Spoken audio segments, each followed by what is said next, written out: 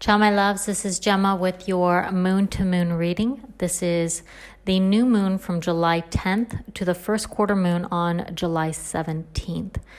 This new moon is at a pinnacle point between Gemini and Cancer. It's technically at the end of Gemini in the lunar house of Purnavasu.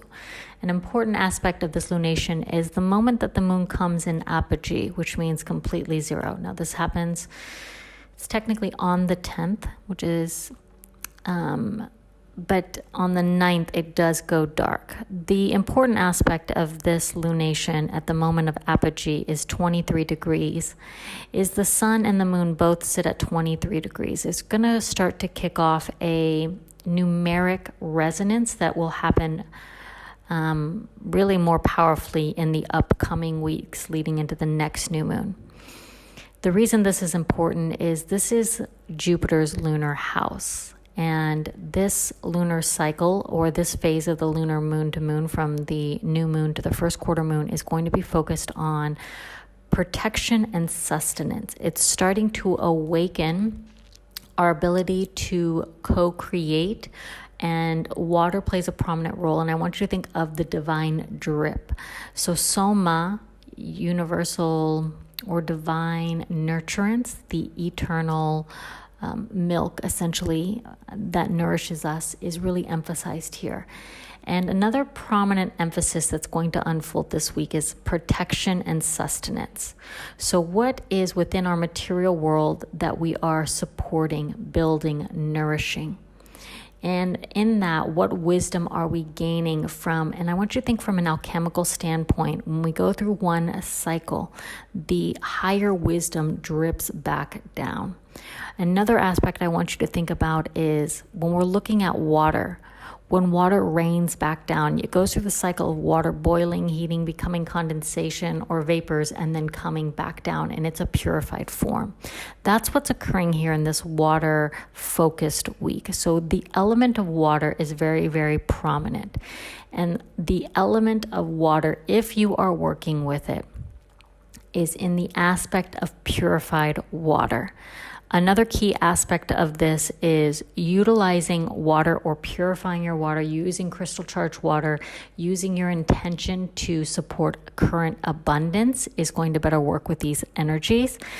The week really is moving from objective form. So whatever is in current existence, and it's trying to shift our mental and our emotional aspect to more alignment with divine source. Okay, so this week is really heavily prepping. Next new moon is going to be really profound, but this new moon from this week is a preparation point. For those of you that have Purnavasu, either sun, moon in this position, or your ascendant is in this position. Now, primarily moon. If your moon is in this position, it's going to be a prominent time for you to get really clear on what you want to seed into life. Because water, again, is the nurturance. It is what's happening is essentially this week is preparing and starting to nurture deeper aspects within the mental and emotional body, opening up the conduit of divine connection so we can give more nurturance to that which we love or what the soul is seeking to bring forward. This week is also focused on Artha. And what that means is it is going to kick off how we want our luxuries. What are we defining in luxury? What do we want to desire that gives us not pleasure, that's kama, but comfort? In this life, the desire of comfort, this week is going to ask you not to move from a need from an external, but from an internal. What does your soul seek in terms of a materialization of the objective world? Another note on this week, we are going to shift into new consciousness, okay? So we begin this week in Purnima, which is the new moon. That means the right nostril should be dominant. This is your Swara yoga. So this is the nostril dominance upon waking. make sure that this nostril is dominant and you step outside, you step off your bed with this same foot. Okay, this is how we synchronize with these cycles. On the 11th through the 13th, we have left nostril dominance. Then we switch from the 14th through the 16th to right nostril dominance. And then we end this week on the first quarter moon with left nostril dominance. All right. So now again, Purnavasu, if your moon is there, this is going to be more pinnacle for you. Please, if you don't have a lunar map or you're looking to work with lunar map, I'll make sure to include the link below if you need to book a lunar mapping.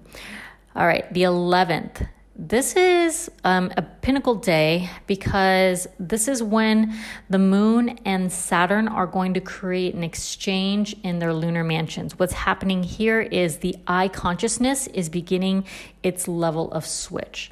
Now, I consciousness occurs because we need duality. We have ego in a sense because it's the way that we individualize self and we create the difference between me, myself, and I, what needs to move through me, and my objective reality or my subjective reality, And so what's happening on the 11th is we're going to have a switch.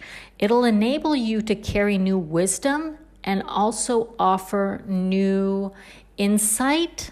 It's just an I consciousness switch. So the way that you see yourself, your divine plan, and how you hold yourself and what you want to bring forward, or especially into material comforts, this is going to be important. The moon is in Pushya that day. So if your moon is in Pushya, this is a good day for you to initiate or understand the next phase of initiation for what you want to bring forward.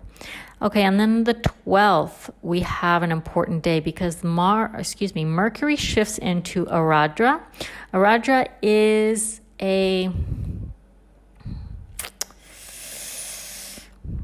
it's in Gemini, in the heart of Gemini, and this is a tricky nakshatra. I personally think it's a wonderful nakshatra. It's a powerful one. What it does is it essentially gives us flashes of intuition, flashes of insight, but it can also make us very cutting and choose to draw hard lines in the sand. The energy here is going to be very, very potent in terms of intuition. The moon is at the end of Cancer in Ashlesha. So if your moon is naturally here in your birth chart, this is an exceptionally potent intuitional point for you.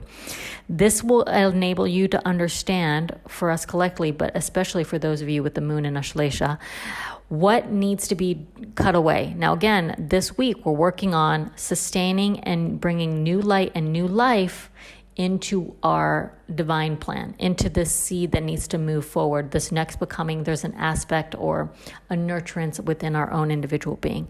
This day on the 12th will be such an amazing, potent day in terms of affecting remember the I consciousness has shifted the day before, the I in creation. It's also such an important day to understand, okay, what's fueling me, what's not fueling me, what's fertile ground, what's not fertile ground.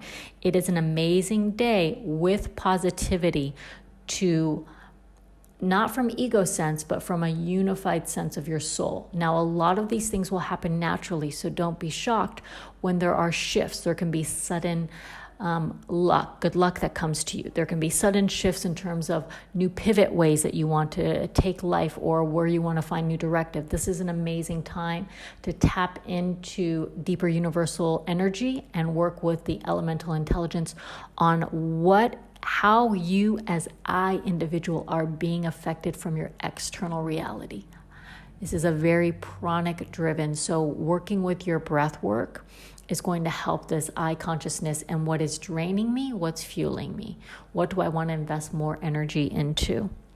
Another aspect on this day, on the 12th, that I really want to point out is efforts will be reevaluated. So amazing day to reevaluate efforts. Again, what am I applying myself into? And for those of you that have tendency of having sluggish blood, or not dirty blood, but toxic or acidic blood, this is going to be a very potent day or affecting day. Please make sure that you are drinking lots of water and eating seaweed.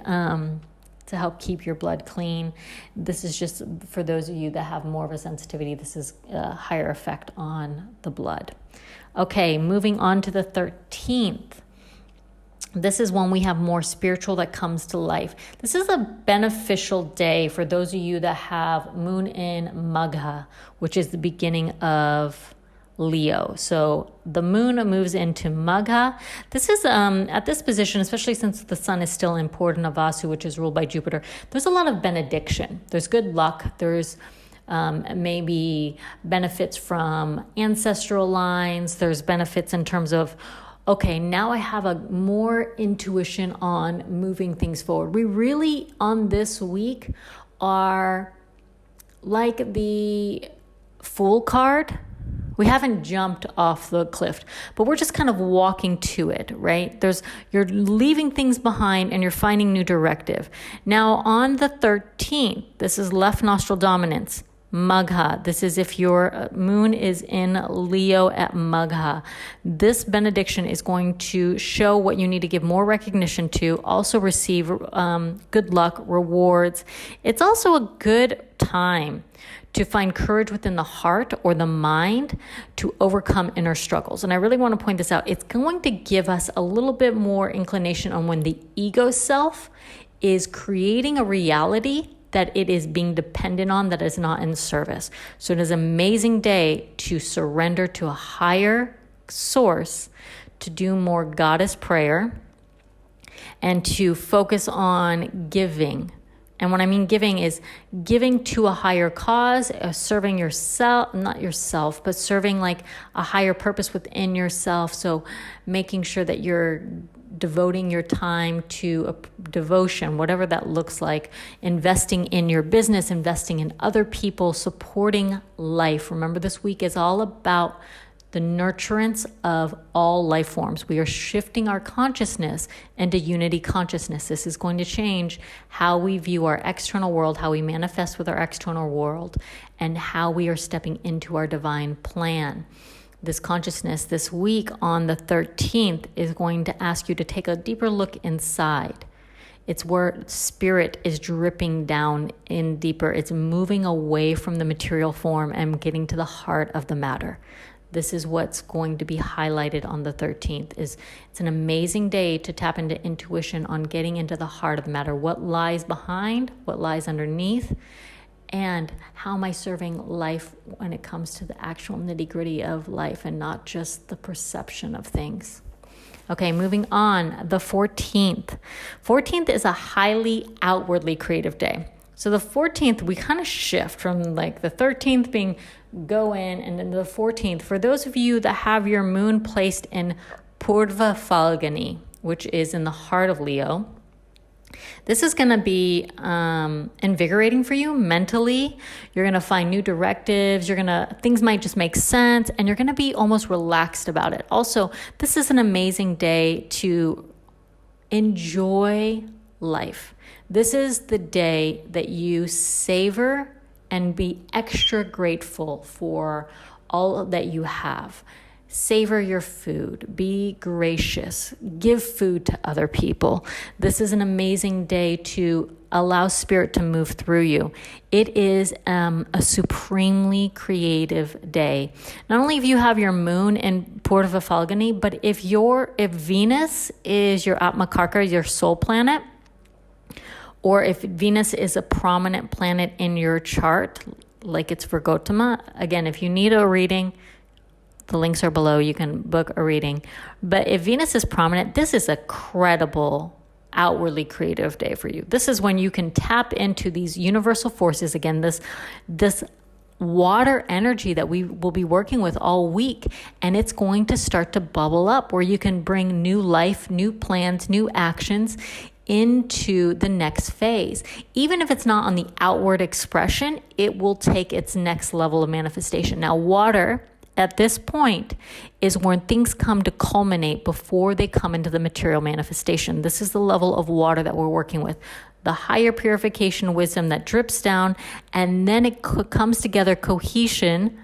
It comes into harmony before it manifests into the world. So we are gathering all of the goodness, nurturing what we need to, so the next expression is going to be the purest expression of where we need to move forward. Okay, the 15th, pretty chill day. If your moon is in Uttara Phalguni, this is going to be on the 15th. This is crossing over from Leo into Virgo. This is going to be an amazing day. Just relax. Take this day to hone in on some of your skill set. The preceding days are a little bit more active, but this day, again, the Mercury is still in Aradra. This is a day to work on crafts, communications, short-term plans. How do I want to execute? If you've gotten any insight in the preceding days, this is the day not to put it into action, but to daydream and kind of put a rough outline together would be phenomenal, because there's more harmony. Also, an amazing day in terms of how is it you move forward on this day. We'll have a lot more wisdom on what is, what works, what doesn't work, what our next steps are. So there is more clarity. And as we move towards the latter part of the week, when Mars moves out of Cancer, then we will have even more directive and power to move things forward. So 15th, I would say universally for everybody, use that day to get clear and put a rough outline together on how you want to execute. If your moon is in Uttara Phalguni, it's going to be even more calm waters for you. Enjoy the day. Take a day to relax if you can. On the 16th, we have the moon moving in Hasta. This is where we want to actually get a little bit more clear on how we're going to architect. This energy here is specifically reflective to the new moon. So on the 16th, we're going to have a point where you're going to say, oh, okay, the wisdom from my lesser nature or the revelations or my intentions that I place forward on the new moon, whatever the material things that came to light that I wanted, whatever was the seed that needs to come into objective form, you're going to have more understanding here on the 16th. The 16th is going to show how to not manufacture, but how to really to work with these universal forces. And that means what do you bring your attention to? Fire. What do you nourish? Water. What do you move? What do you think about? What do you put into motion overall? Air. The space in which we create it, right? And then what do you want to continue to stabilize Earth? So primarily the air, fire, and water. These are your three movable elements. This is an amazing day where these things are starting to come together. We're getting a reflection on the movement and how to apply these things for the next level. Also, in that regard, be really mindful on, because the sun moves into a 0 point. So be really mindful on, it moves into the 0 point of Cancer. So it literally is on the cusp of Cancer. There's more nurturance. I would say use this energy to nurture your craft, your skill, your mind, what you want to bring forward. It's an incredible ripe energy for that because it's going to reflect from the new moon. But be really mindful on what you are nurturing that isn't serving. So again, on the 13th, we have some insight onto like taking courage and getting to the heart of the matter. On the 16th, make sure that you do have all of the energy to execute and to communicate what needs to move forward and what doesn't, especially with Mercury's position. Okay, on the 17th, which is the first quarter moon, an important aspect of this moon is Mars is at a Gandanta point, which is at 28 degrees of Ashlesha. That means by the 17th, he will move into Leo. Mars this whole time in Cancer has been really working to stabilize our emotional energy, our emotional factor within the emotional body, how emotional bodies are affected with karma. So this is a major karmic release. Whenever we pass a Gandanta point, is a pressure of emotional release. This is going to be an emotional release. So for any of you that have any hindrance around worth, stepping into your gifts, how you're going to architect your life, if there's any resistance around that, this is going to come up. Today on the 17th, the first quarter moon, it is the energy that shows you that you have it. You were born for this. You were made for this. And whatever holds in your heart, even if it is just living a good life and it is nothing that you want to manifest, but solely sustaining life. These things will call upon you and help you release whatever holds in your emotional body that needs to be let go. The moon is in Chitra. Okay, that is ruled by Mars. This is in Libra. It's an amazing, this point really is more about nurturance into divine co-creation. This is nurturance to move into spirit. This is nurturance to move into a higher purpose. This initiates in the waxing cycle on the 17th of first quarter. We're starting now to move things forward into action. We're starting to take the directive, take this new wisdom, take this new nurturance, take this rebirth, and take our desires from a soul level, not from a material level. This week is all about withdrawing from material and moving into the fulfillment aspect. That's a deeper aspect of Artha, of not so much of just pleasure or joys that bring comfort, but the fulfillment. And so on the 17th, as the moon waxes in Chitra and where all the other placements are, this is such a powerful point in terms of shifting. Another thing I want to point out is at this point on the 17th, which is the first quarter moon, the sun is at 0057 minutes. It is at 00 degrees of Cancer still.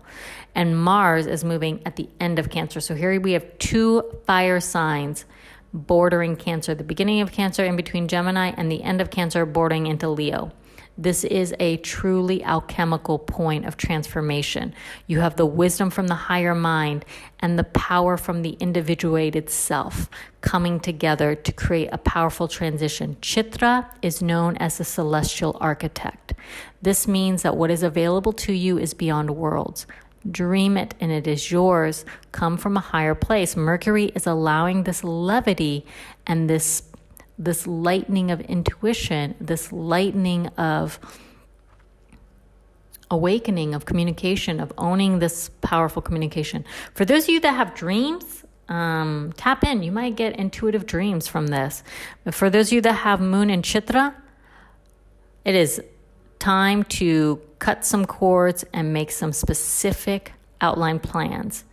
For the rest of you, I would say everybody actually, if you have a moon in Chitra, you will have more light on the wisdom of how everything has transpired, what your next steps are, and what serves and what doesn't. Again, we have two fire signs. Top fire sign is the sun is placed at the height of Cancer, what we want to nurture and rebirth into this from a higher wisdom. And then we have Mars at a lower place of Cancer, bordering Leo. This is the creative aspect of the individuated self that is going to transform. Mars is going to represent pranic life force. What are you as an individual choosing to bring forward and using these forces and the higher wisdom to communicate through you? That's all I have for you guys. Sending you so much love, and what an amazing, amazing week. Next week unfolds pretty beautifully as well. Stay tuned for next week, and tanti baci. Lots of kisses. Ciao, ciao.